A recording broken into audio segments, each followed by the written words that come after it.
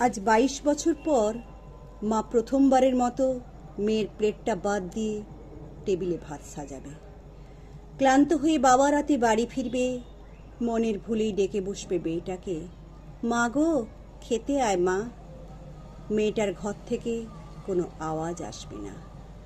খাবার টেবিলে একটা চেয়ার ফাঁকাই থাকবে আজ থেকে। কি বিচ্ছিরি শূন্যতা।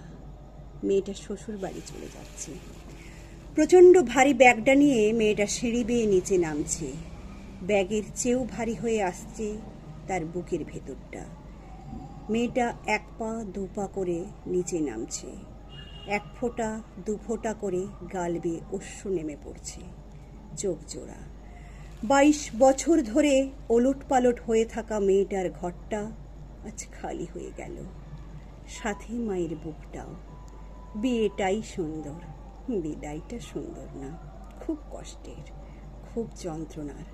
এটাই মেয়েদের বাস্তব জীবন। খারাপ লাগলেও মানতে হবে।